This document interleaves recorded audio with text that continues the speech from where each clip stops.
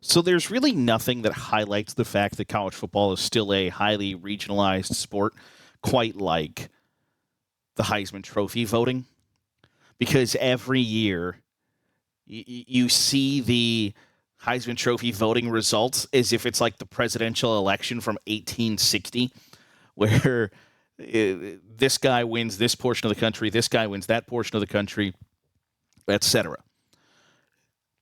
Very rarely, except in those cases where somebody just had a far and away they were the best college football player. Joe Burrow, wins every region of the country or whatever. And almost after the award is handed out, they go through kind of like a region by region map of who won what area, like it is a presidential election. Like you got Steve Kornacki at the big board poking around, going, okay, well, Jaden Daniels won the South, and Michael Penix Jr. won the Pacific Northwest, and Marvin Harrison Jr. won the Northeast, and all of those things.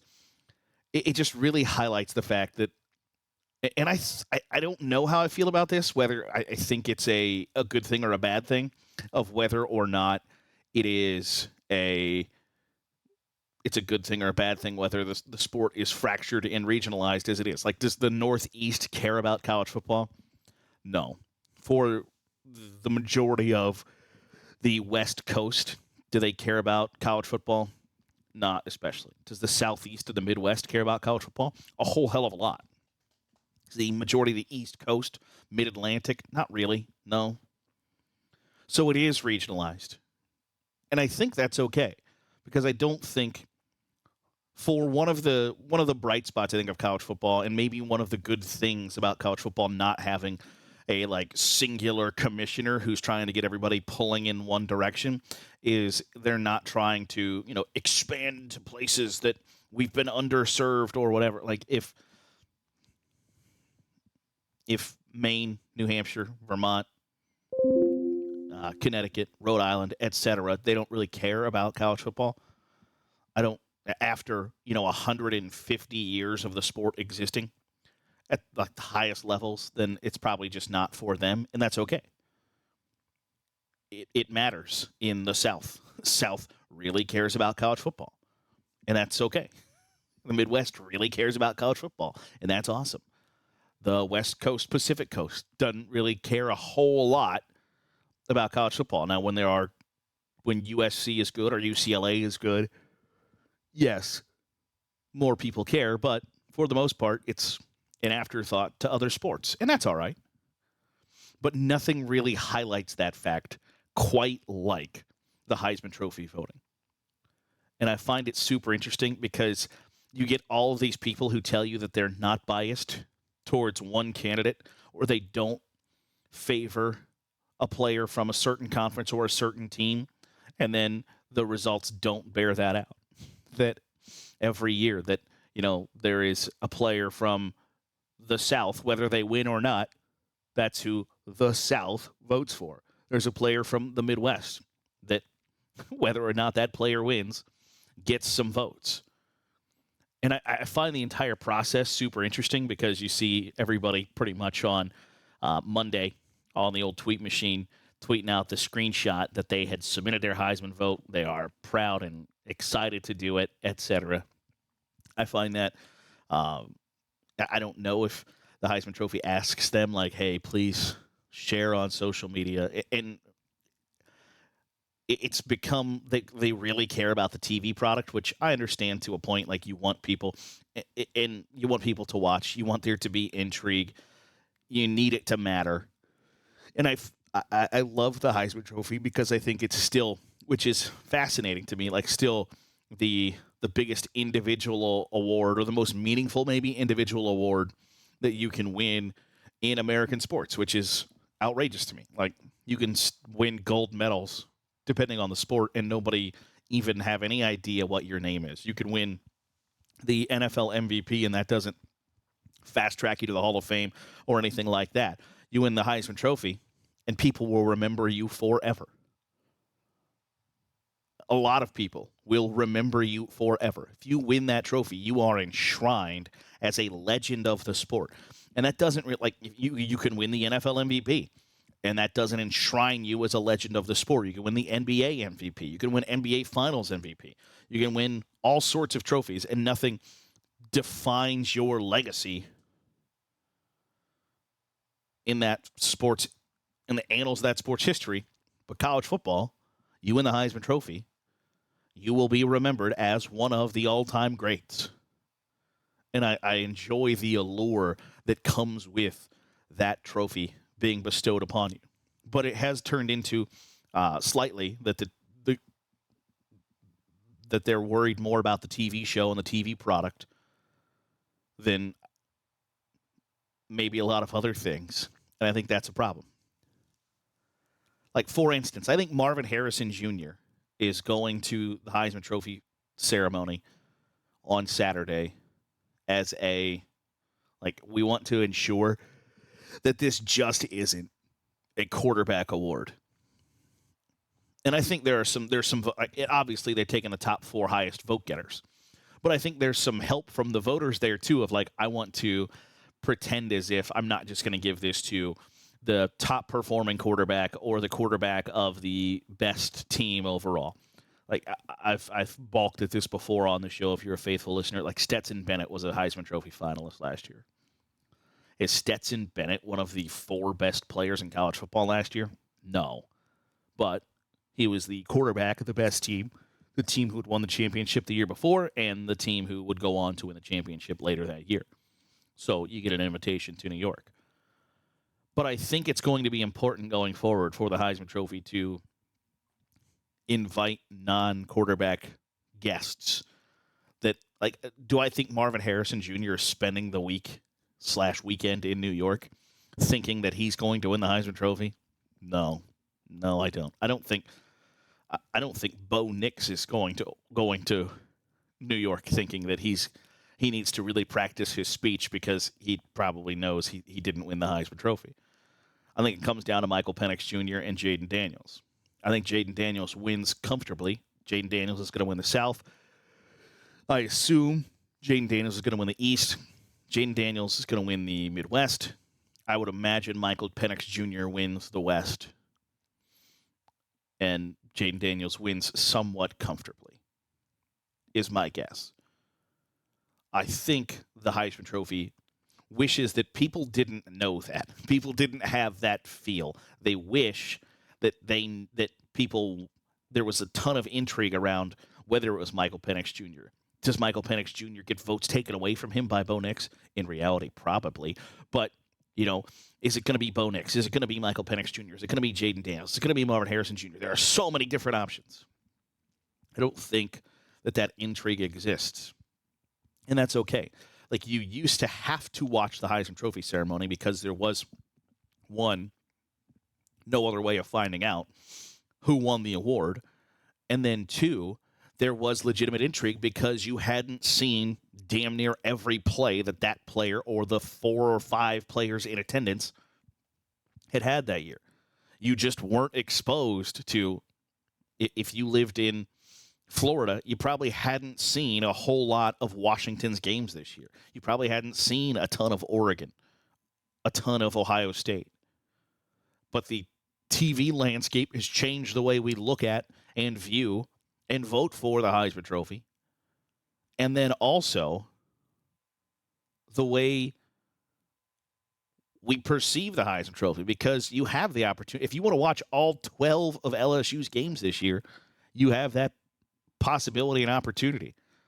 Even 20 years ago, you didn't have the chance to watch all 12 LSU games unless you lived somewhat close to LSU. You didn't have the chance to watch every Washington or Oregon or Ohio State, Oklahoma, Texas, pretty much outside of Notre Dame. You didn't have the chance to watch everybody's games. And now you do. And so it changes the way we look at the Heisman Trophy. It changes the way we vote for the Heisman Trophy. It changes the lack of intrigue because you know damn good and well that it's going to come down to one of these 2 guys, and it's likely to come down to this guy. So I think it makes it easier but slightly less intriguing because there isn't a whole lot of question of who it's going to be year after year after year. And even when there is, you kind of still get the feeling that one guy has kind of risen above the rest in the Heisman Trophy voting. And so I don't even know when the last Heisman Trophy ceremony was that people were like, "Man, I don't know who's going to win this thing." I think like maybe Mark Ingram back in 2009 when it was really close between him and Toby Gerhart. Outside of that, I just don't think that there are a whole lot of years and a whole lot of times when you can look back and go, okay, over the course of the last 15 years or so. Not the like Devontae Smith, maybe. Outside of that, there's just not a whole lot of years where it hasn't been somewhat overwhelming that Marcus Mariota was going to be the Heisman Trophy winner, or Baker Mayfield, or I mentioned Joe Burrow earlier. Joe Burrow was as slam dunk of the Heisman Trophy winner as you're ever going to get. Like it's just the way college football has evolved in the way that we view the trophy. You get the opportunity to watch whoever it is you want to watch, whenever you want to watch them, however you want to watch them. And so it's changed. And that doesn't make it better or worse. It's just different. And that's all right. Now, before I give you my Heisman Trophy, I do want to address, I got a comment on yesterday's video. I've been in a hotel. I don't live in a hotel. I don't live in this hotel. Okay, I'm just in a hotel away from home for work for 10 days. So I don't live in a hotel, okay? I'll be back on Sunday. I'll be back home and ready to chop it up about the results of the Heisman Trophy vote. Like, I don't live in this hotel, all right? I just travel a lot for work, and so I'm in this hotel right now. But I did appreciate, like, somebody's got to pay this dude some more living in a hotel. I don't live here. It is one of those like I got a 2-burner stovetop and a full-size fridge in this hotel room. Yes, it is one of those extended stay hotels, but I don't live here. But I do appreciate your concern for my payment of how much I'm getting paid to do this. I don't live in this hotel, though.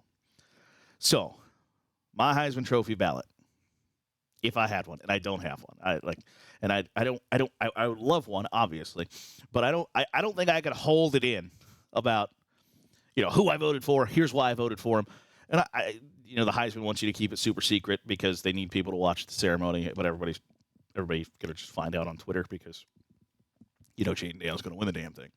So, I would have voted for Jaden Daniels to win the Heisman Trophy. When I talked about Joe Burrow earlier, Joe Burrow had one of the greatest college football seasons of all time and was a slam dunk Heisman Trophy winner. And Jaden Daniels' numbers are better than that. And that carried a lot of weight with me, that if Joe Burrow had one of, if not the greatest season of all time, and he won the Heisman Trophy. And I realize that is not an apples-to-apples comparison, and it's not fair to judge one vote like a year to a year, because there are, like, you go back in the day, and some of the Heisman Trophy winners are their stats are horrendous. So it's not fair to judge year against year, and I wholly admit that. But Jaden Daniels had better numbers than Joe Burrow did when Joe Burrow was the overwhelming Heisman Trophy winner. That matters to me. Michael Penix Jr., outside of, throwing for 6 touchdowns against Oregon last weekend, it would have been difficult for him. And I wholeheartedly believe that there is a somewhat West Coast bias there, despite 2 of my 3 final ballot guys being on the West Coast. If Michael Penix Jr. was the quarterback of if they were flipped, if LSU had Michael Penix Jr. and Jaden Daniels was the quarterback of Washington, I think Michael Penix Jr. wins the Heisman Trophy. Because Michael Penix Jr. is the quarterback of, if not the best team, one of the best teams in America. And we've seen the history of that award turn into it is given to, sometimes, generally, more frequently than not, the quarterback of the best team in the country. So I think if Michael Penix Jr.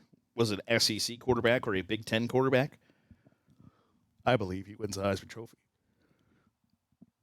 I remember the statement from Christian McCaffrey, who you could probably argue should have won the Heisman Trophy, that one of the voters told him, like, hey, you're a hell of a football player. I just never watch your games because they start at 10 o'clock at night.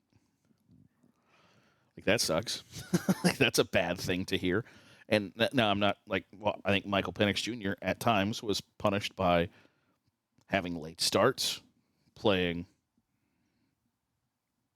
Yeah, I mean, he had opportunities to shine on a national stage. They played Oregon twice on national TV, for Pete's sake. But you play at some wonky times that not everybody's locked in and glued in on you.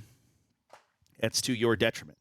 And then you get kind of a promotional machine behind Jaden Daniels, who is deservedly so one of the front runners, if not the front runner, to win the award. And Michael Penix Jr. got passed. So I don't know that Michael Penix Jr. lost the Heisman Trophy as much as Jaden Daniels just passed him for the Heisman Trophy. Bo Nix, I think, is a tough spot because he played really well, but you lost your two most important games, and that holds a lot of weight and stock to a lot of guys. Generally, and I mentioned this earlier in the season, generally, I try to envision, okay, what does LSU look like without Jaden Daniels?